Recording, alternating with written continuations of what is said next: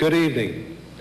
Last January 15th, I went before your senators and representatives in Congress with a comprehensive plan to make our country independent of foreign sources of energy by 1985. Such a program was long overdue. We have become increasingly at the mercy of others for the fuel on which our entire economy runs. Here are the facts and figures that will not go away. The United States is dependent on foreign sources for about 37% of its present petroleum needs. In 10 years, if we do nothing, we will be importing more than half our oil at prices fixed by others, if they choose to sell to us at all. In 2.5 years, we will be twice as vulnerable to a foreign oil embargo as we were 2 winters ago.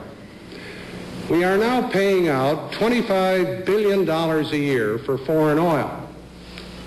5 years ago, we paid out only $3 billion annually.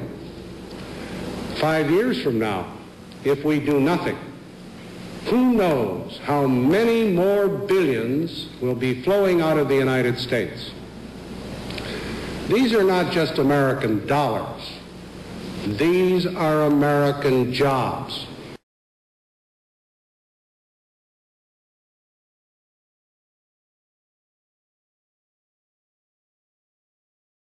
Good evening. Tomorrow will be 2 weeks since I became president.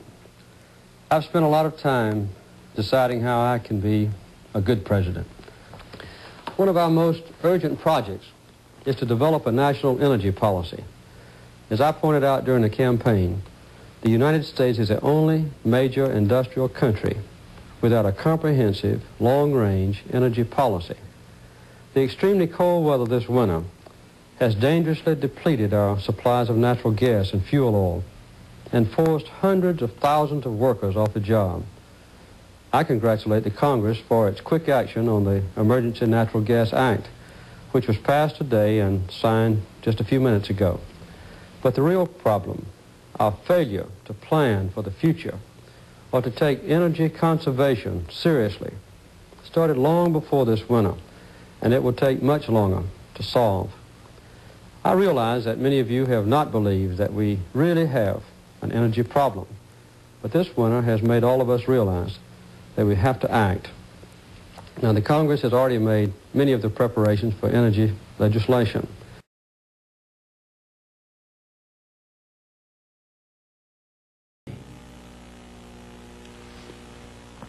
In little more than 2 decades, we've gone from a position of energy independence to one in which almost half the oil we use comes from foreign countries at prices that are going through the roof. Our excessive dependence on OPEC has already taken a tremendous toll on our economy and our people. This is the direct cause of the long lines which have made millions of you spend aggravating hours waiting for gasoline. It's a cause of the increased inflation and unemployment that we now face. This intolerable dependence on foreign oil threatens our economic independence and the very security of our nation. The energy crisis is real. It is worldwide. It is a clear and present danger to our nation. These are facts, and we simply must face them.